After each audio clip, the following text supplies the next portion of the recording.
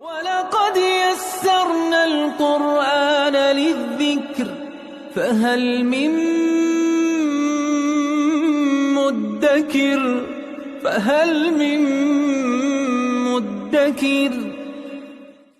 اعوذ باللہ من الشیطان الرجیم بسم اللہ الرحمن الرحیم الحمد للہ رب العالمین وصلی اللہ علی سیدنا و نبینا ابی القاسم المصطفى محمد وعلى آلہ الطیبین الطاہرین المعصومین اما بعد اعوذ باللہ من الشیطان الرجیم بسم اللہ الرحمن الرحیم وقالت اليہود لیست النصارى على شيء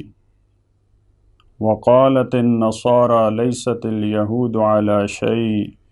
وهم يتلون الكتاب كذلك قال الذين لا يعلمون مثل قولهم فالله يحكم بينهم يوم القيامة فيما كانوا فيه يختلفون صدق الله العلي العظيم۔ سورہ بقرہ کی آیت نمبر 113 میں خداوند عالم نے اہل کتاب کی ایک اور بری عادت جس کی وجہ سے وہ آپس میں اختلاف کرتے تھے اور اسی نظریے کی بیس پہ وہ اسلام کو بھی قبول نہیں کرتے تھے، رسول اللہ کو بھی اللہ کی جانب سے برگزیدہ اور سچا رسول ماننے کے لیے تیار نہیں تھے۔ جیسا کہ گزشتہ آیات میں ان کے غلط نظریات، باطل عقائد، بری عادات کا تذکرہ گزرا، اس آیت میں بھی خداوند عالم نے فرمایا ہے کہ یہود و نصارہ ایسا نہیں ہے کہ فقط اسلام قبول نہیں کر رہے، فقط مسلمانوں سے ان کی مشکل ہے، رسول اللہ سے یہ اختلاف کرتے ہیں، بلکہ ان کے آپس میں بھی اختلاف موجود ہے، یہ ایک دوسرے کو بھی حق پہ نہیں سمجھتے۔ یہود کہتے ہیں کہ نصارہ باطل پہ ہیں،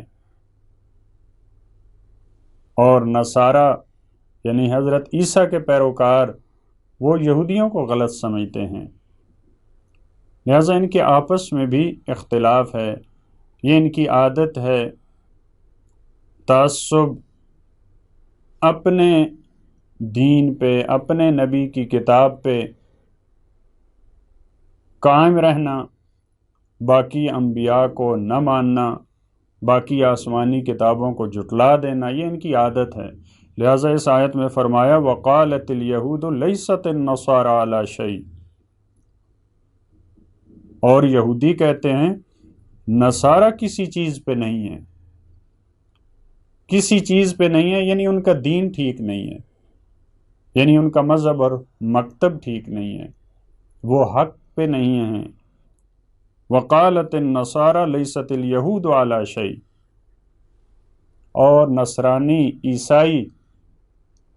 حضرت عیسیٰ کے پیروکار یہ کہتے ہیں کہ یہود کسی چیز پہ نہیں ہے، یعنی ان کا اللہ کے ہاں کوئی مقام نہیں ہے، ان کا دین ٹھیک نہیں ہے، وہ حق پہ نہیں ہے۔ وَهُمْ يَتْلُونَ الْكِتَابَ، حالانکہ یہ کتاب کی تلاوت کرتے ہیں، یعنی دونوں ادیان کے پاس اللہ کی کتاب ہے، اس کی تلاوت کرتے ہیں، پھر بھی اس کے خلاف عمل کرتے ہیں، ان کے نظریات اس کتاب کے خلاف ہیں، کیونکہ کسی آسمانی کتاب نے دوسرے سچے ادیان کی نفی نہیں کی، باقی انبیاء کی کسی آسمانی کتاب نے نفی نہیں کی، یہ کتاب کی تلاوت کرتے ہیں، آسمانی کتاب ان کے پاس ہے، لیکن اس کے باوجود ان کے عقائد ایسے ہیں جو آسمانی کتابوں کے برخلاف ہیں، اس کے ساتھ اس کا تضاد ہے۔ کذالک قال الذین لا یعلمون مثل قولہم، اسی طرح ان لوگوں نے کہا لا یعلمون، جن کو علم نہیں ہے، یعنی جو جاہل لوگ تھے، جو مکہ کے جاہل لوگ ہیں، جو مشرک ہیں، جو بت پرست ہیں،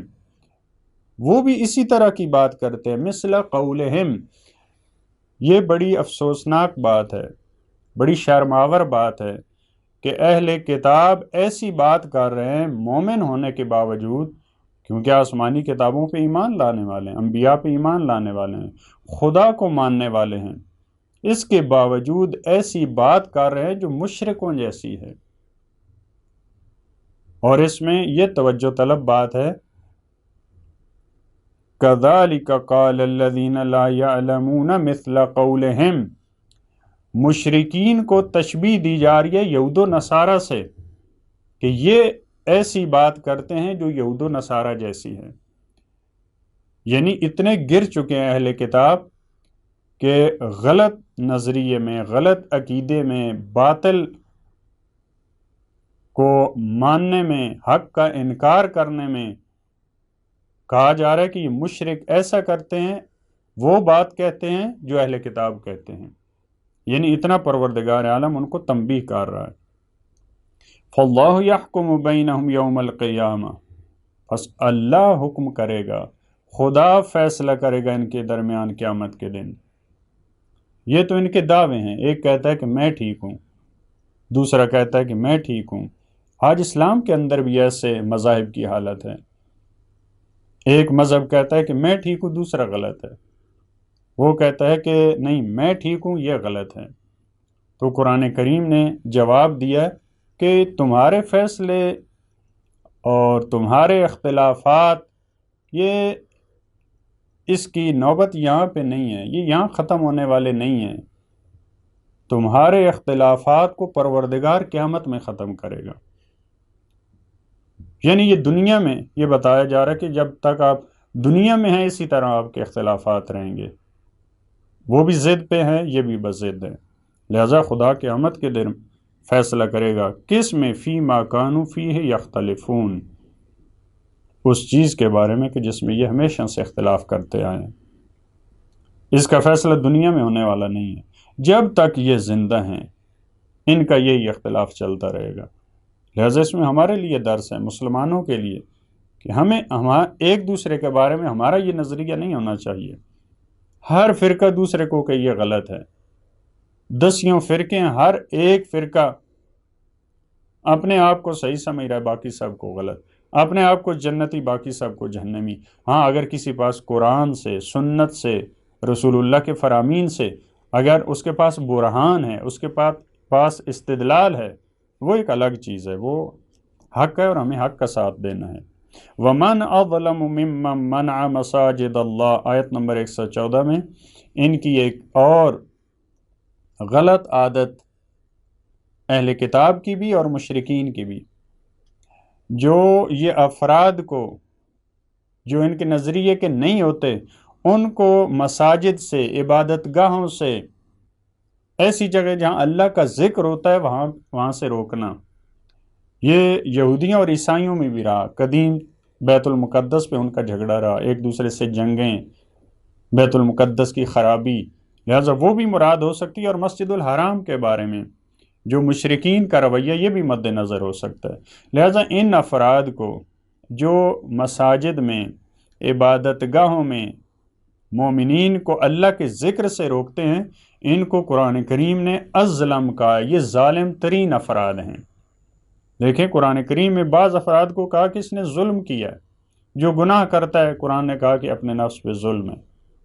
لیکن بعض افراد ایسے ہیں،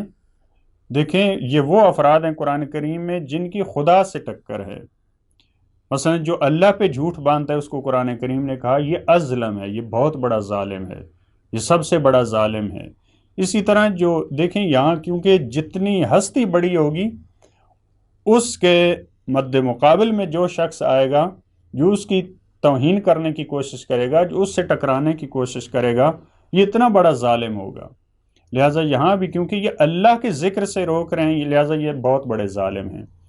فرمایا وَمَنْ أَظْلَمُ، یہ سوالیہ انداز میں تاکہ ان کو متوجہ کیا جائے اس بات کی طرف۔ وَمَنْ أَظْلَمُ مِمَّنْ مَنَعَ مَسَاجِدَ اللَّهِ،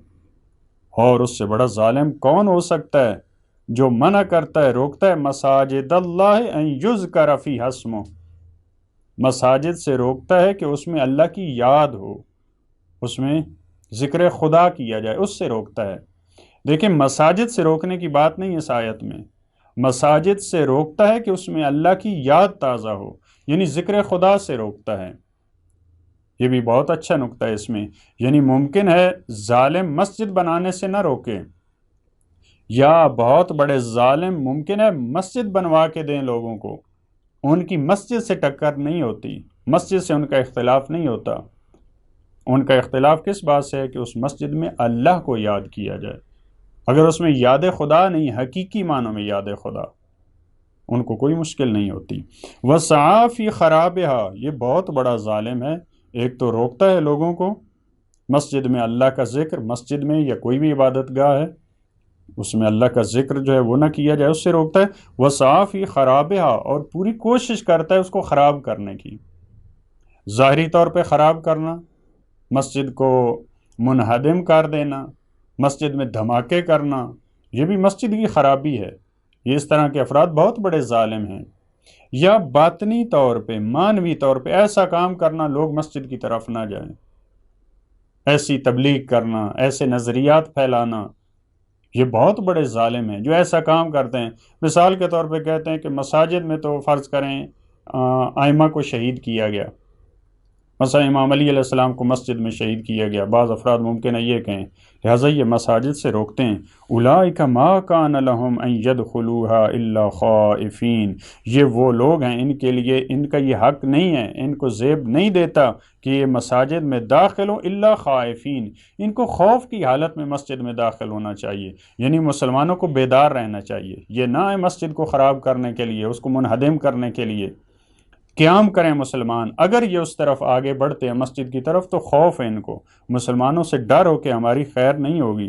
لہم فی الدنیا خزی، یہ ایسے افراد ہیں جن کے لیے دنیا میں رسوائی ہے، ولہم فی الآخرۃ عذاب عظیم، اور آخرت میں ان کے لیے بہت بڑا عذاب ہے۔ پروردگار